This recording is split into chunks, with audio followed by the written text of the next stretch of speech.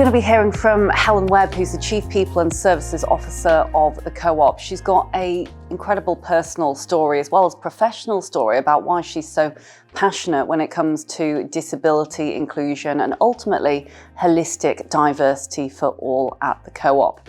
Welcome, Helen. Hi Layla, how are you? I'm great, thank you. I'm always better for seeing you.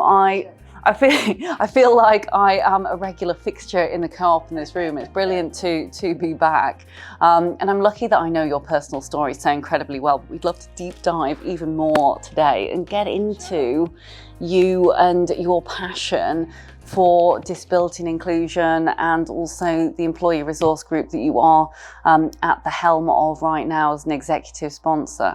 I think my passion was born at a very young age. I have an older brother who's 5 years older than me, born at the beginning of the 60s, and he's thalidomide. He was born without arms. So by the time I came along, obviously he was my big brother and I knew no different.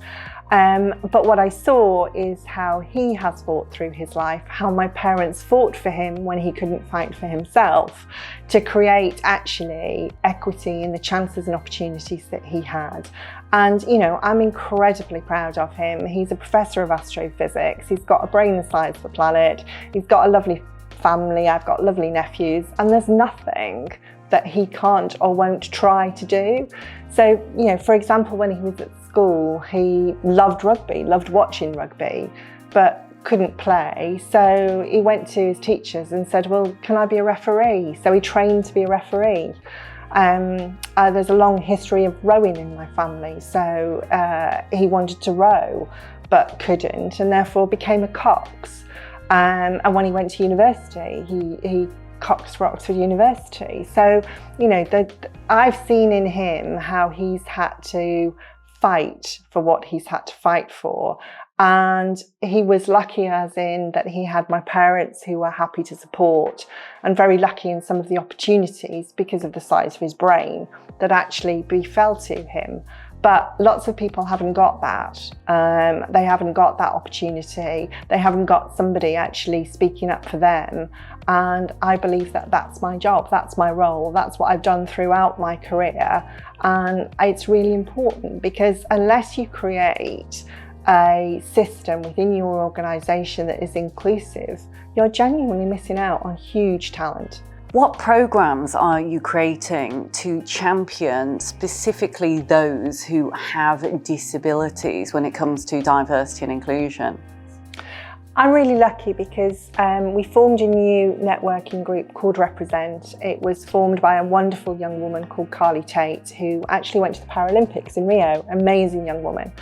And they asked me if I would be the executive sponsor of the networking group, which I was very privileged to do. And some of the work that we've already begun is having a huge impact, because in launching the group, what we did was brought to life some really personal stories of why simple adjustments and some real focus could actually create a big difference. So for example, I did an interview with Ian, who's our store manager who's partially sighted in the south.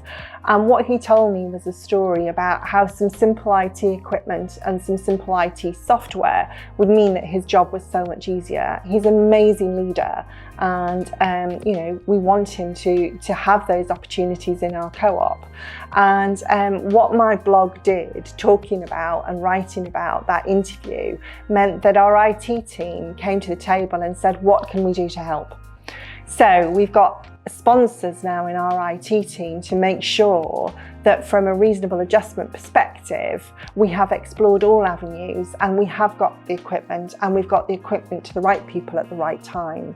It also means that if something goes wrong, because Ian told me a story that when his second screen had broken, which he needs, it had taken an absolute age to have it fixed. What he's got now, through what the IT team have done, is he's got a hotline that means that he can ring and say, I can't function without this second screen. So he becomes a priority to have it renewed. And that's not just because he's Ian, it's because the IT team have now set up this little team within themselves that are going to be far more supportive and actually create a more inclusive environment for our disabled colleagues.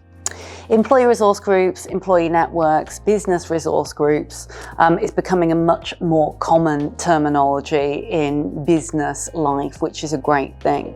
What do you see as the purpose for employee networks, and do you see there being integration when it comes to intersectionality? I think the networks are incredibly important because you have to have the conversation about lived experiences, because any one team in the organisation has not got all the answers to create an inclusive environment. You have to listen to your people, and you have to make sure that whatever listening you're doing is from a broader section of the population that you employ as possible. Interestingly, we've had an example of intersectionality because the networking groups do talk to each other, but Represent, which is our group for disabled colleagues, and Aspire, which is our women's group, have been talking to each other recently about how they share experiences and how, in a sense, they mentor each other about the issues and how they make sure that the issues represented by disabled women are actually covered through both networks. And what's been interesting is the feedback that's come back and the learning from both sides of the fence. Because, the barriers to work are often similar dependent on which group you're talking to. So what we've discovered from our disabled colleagues is that, the commute to work is often prohibitive because of the physical way you have to get to work, and public transport isn't always the best. You talk to our women's network group, and the commute is often prohibitive because of childcare and the hours at each end of the day. So actually having that conversation about how we work in a hybrid environment going forwards, there are very similar issues. The elongation of the day because of the commute actually can be prohibitive for disabled colleagues and for women. And we're finding that because of the way we're now working, some of those barriers are starting to come down.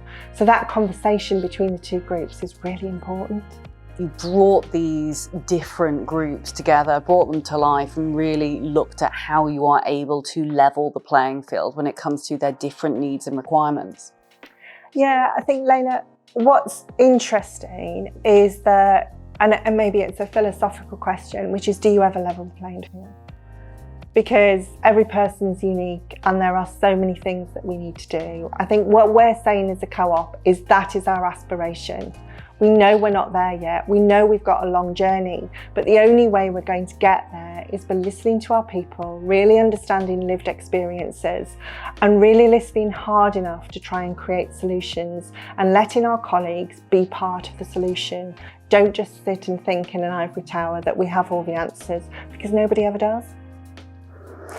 I love a good philosophical question. You've really made me think with that. What is just so interesting and inspiring to see is this constant learning and feedback loop, this evolutionary process where we know ultimately, do we ever get to that pinnacle? Do we ever reach the summit of the hierarchy, Maslow's hierarchy, that kind of self-actualization? Who knows?